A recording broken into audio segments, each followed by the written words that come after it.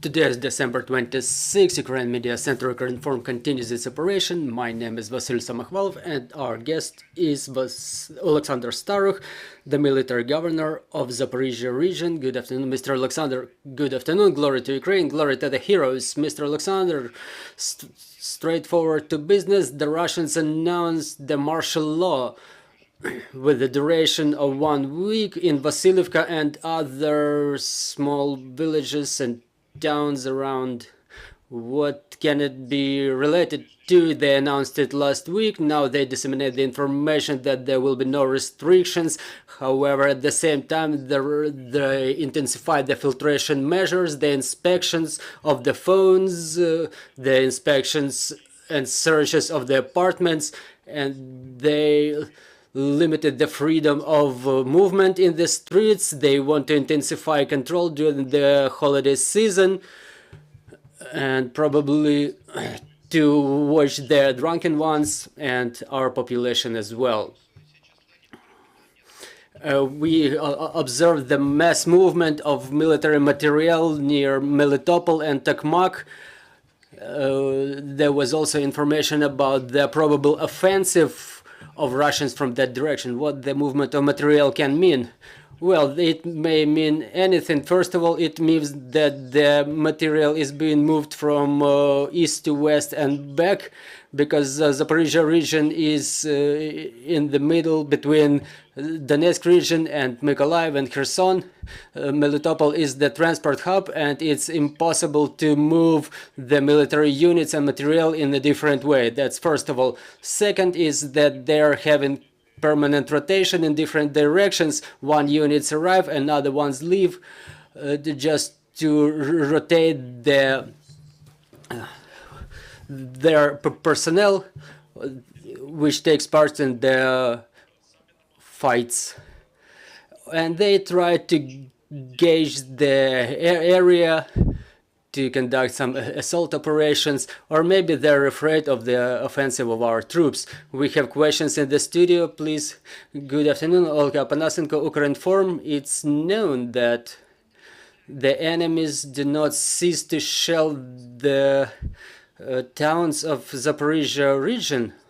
Recently, after the shelling of Stratnenska community, you wrote that after World War II, it was rebuilt by the captured Nazis, and now it will be rebuilt by the captured Russians, the Russian prisoners of war. Do you think they are really capable of rebuilding anything?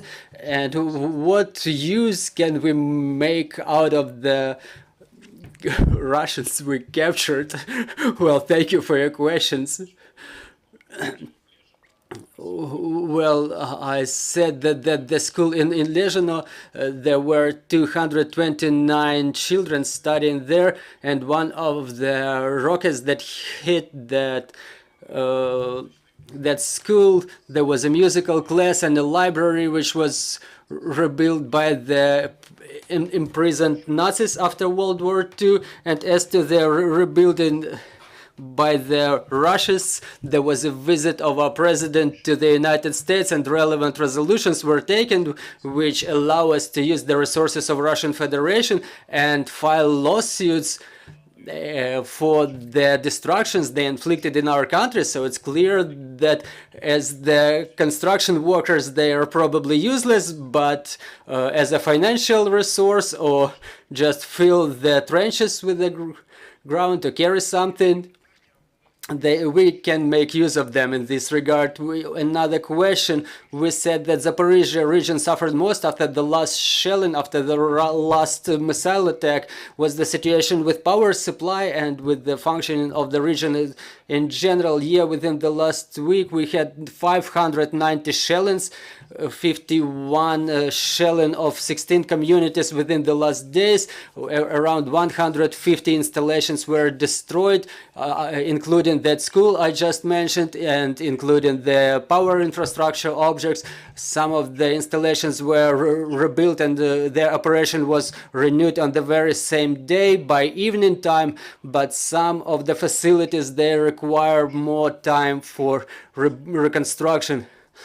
because to build the automatic transformer takes maybe 4 to 6 months, even provided we have money for this. So some reconstruction will take time.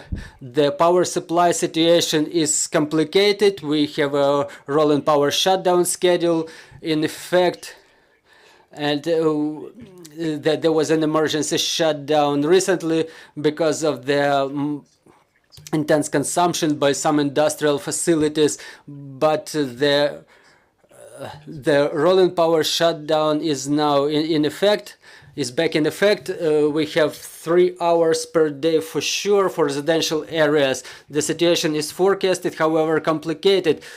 So the last question is about the industrial facilities. Zaporizhia region was always the industrial heart of Ukraine. Many heavy industry enterprises were located there. What's the condition of their operation now? Do they manage to continue their operation?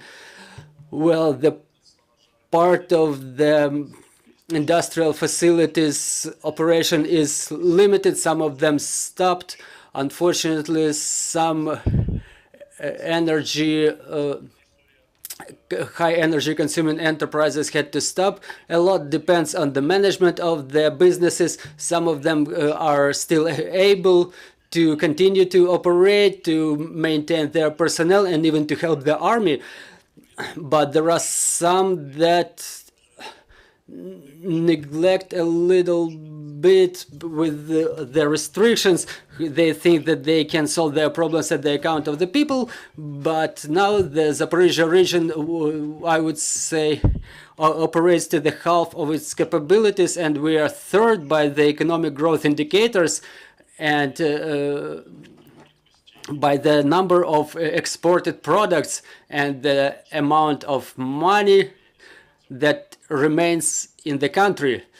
The situation is complicated due to many reasons, but some of the businesses keep standing. For example, our transformer factory and their manufacturing capacities were moved. I would say so. Some of the metallurgical businesses operate in a normal mode, I would so say. They provide filling the state budget, and they keep providing the jobs for the people, because each of us has to either work or be in the front line. Tertium non datur, so to say. Then there was a number of strikes on the industrial facilities, but I hope that we will be able to preserve the manufacturing capacities and the specialists. What's even more important, you know that a lot of specialists work there, that we try to keep them so that they maintain the operation of their businesses in a normal mode. I will not tell you the name of the enterprise, but they're very energy consuming. They renew their manufacturing capacities, they rebuild their manufacturing capacities, they keep their peoples a job. Thank you very much for the optimistic news. Joining us was Oleksandr Starukh, the military governor of Zaporizhia region. We'll continue our operation tomorrow. See you. Дякую. Можемо.